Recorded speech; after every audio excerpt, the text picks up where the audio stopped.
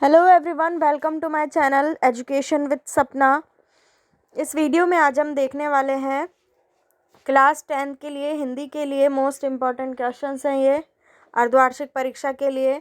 इसमें model paper दिया गया है, तो आप इसको देख के समझ सकते हैं कि किस तरीके के क्वेश्चंस एग्ज़ाम में पूछे जाते हैं। तो ये आपकी काफ़ी हेल्प करेगा, इसलिए वीडियो को लाइक ज़रूर किया कीजिए, शेयर कीजिए और चैनल पर नए हैं तो सब्सक्राइब करके बेल आइकन को प्रेस कीजिए, जिससे आने वाली नेक्स्ट वीडियो की नोटिफिकेशन आप तक तुरंत पहुंच जाए। फर्स्ट क्वेश्चन है, दिए गए शब्दों में से उचित शब्द का चयन कर रिक्त स्थानों की पूर्ति कीजिए। रिक्त स्थानों की पूर्ति करनी है आपको। गिरधर द्वारा प्रयुक्त छंद है दोहा या कुंडलिया, इसमें से आपको बताना है। सेकंड है, डैश में लोक संस्कृति का जन्म हुआ। कहाँ हुआ था लोक संस्कृति का जन्म? शहरों में हुआ था या गाँवों में हुआ था, वो बताना है। अमरकंटक की केंद्रीय सत्ता तो डैश में है। अर्थ की दृष्टि से वाक्य के कितने प्रकार हैं? कामायनी है, महाकाव्य है या खंड काव्य है। नेक्स्ट, सेकंड, सही विकल्प चुनकर लिखिए। सूर के पदों की भाषा है, ब्रज है या बिहारी है, अवधी है या भगेली है। सेकंड क्वेश्चन, आपका नाम बाजरा तो नहीं है, किससे कहा था? मोहन से, रामचरण से, शिबू से, श्याम सिंह से। स्वामी विवेकानंद से मार्गरेट की पहली भेंट हुई थी, इंग्लैंड में, अमेरिका में, जापान में या भारत में। फोर्थ है, दोनों पद प्रदान होते हैं। कौन सा ऐसा समास है जिसमें दोनों पद प्रदान होते हैं? औषधालय का संधि विच्छेद होगा। सत्य असत्य का चयन करना है। 5 वाक्य दिए गए, इनमें आपको बताना है ये सत्य है या असत्य है। फर्स्ट है, गेहूं मनुष्य की भूख एवं शारीरिक आवश्यकता का प्रतीक है। सूर्य वात्सल्य रस के सम्राट है। निंदा रस पाठ के लेखक हरिशंकर परसाई है।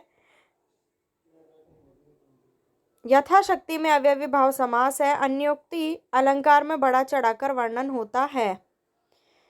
फोर्थ है, इसमें आपको सही जोड़ी बनानी है। फिफ्थ है, निम्नलिखित प्रश्नों के उत्तर एक वाक्य में लिखिए। घाघर में सागर बढ़ने का क्या अर्थ है? साधु से क्या नहीं पूछना चाहिए? जीवन संदेश कविता का मूल स्वर क्या है? गीता शास्त्र के महान उपदेशक कौन है? जिसके समान कोई दूसरा न हो उसे क्या कहा जाता है? 6 सूरदास ने निर्गुण की अपेक्षा सगुण को श्रेष्ठकर क्यों माना है? जायसी के अनुसार परमात्मा ने किस किस तरह के मनुष्य बनाए हैं? वसंत ऋतु के आगमन पर प्रकृति में कौन कौन से परिवर्तन होते हैं? निशाकाल से चिर अभिशापित किसे कहा गया है? ए कुरुक्षेत्र अब जाग जाग से कवि का क्या आशय है?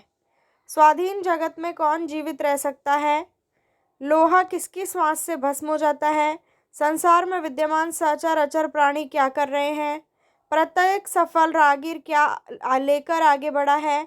मानव जिस ओर गया उधर क्या क्या हुआ? गेहूं और मानव शरीर का क्या संबंध है?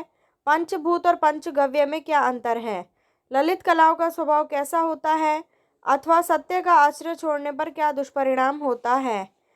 अधबनी धारा पर क्या क्या बनना शेष है? कुएं पर पनहारिनें क्या कर रही थी? निम्नलिखित शब्दों का संधि कर संधि का नाम लिखिए। पराधीन, निरक्षर, वागीश। अथवा निम्नलिखित शब्दों का समास विग्रह कर समास का नाम लिखिए। महापुरुष, जिसने इंद्रियों को जीत लिया हो, और 4 राहों का समूह। रीतिकाल की 4 प्रमुख विशेषताएं लिखिए। अथवा आधुनिक काल के 4 प्रमुख कवियों के नाम एवं उनकी एक एक रचनाओं के नाम लिखिए। 16वां, जीवनी एवं आत्मकथा में 4 अंतर लिखिए। इसके अथवा में दिया गया है कहानी एवं उपन्यास में 4 अंतर लिखिए। 17वां, जयशंकर प्रसाद अथवा तुलसीदास का काव्य परिचय निम्नलिखित बिंदुओं के आधार पर कीजिए। 2 रचनाएं, भाव पक्ष, कला पक्ष, साहित्य में स्थान। 18वां, हजारी प्रसाद द्विवेदी अथवा राम वृक्ष बेनीपुरी का साहित्यिक परिचय निम्नलिखित बिंदुओं के अंतर्गत लिखिए। 2 रचनाएं, भाषा, शैली, साहित्य में स्थान।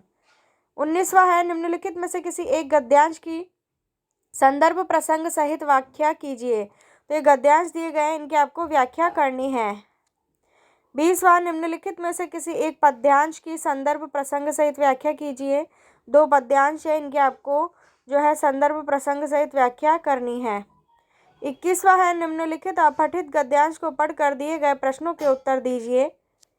तो 21वें में आपको जो है गद्यांश दिए गए अपठित, इसमें से 3 प्रश्नों के उत्तर आपको देने हैं। 22वां, विद्यालय के प्राचार्य को शाला शुल्क से मुक्ति प्रदान करने हेतु आवेदन पत्र लिखिए। अथवा वार्षिक परीक्षा की तैयारी के संबंध में पिताजी को पत्र लिखिए। 23वां, निम्नलिखित में से किसी एक विषय पर निबंध लिखिए। पर्यावरण प्रदूषण, जल ही जीवन है, पुस्तकालय का महत्व और कोरोना वायरस।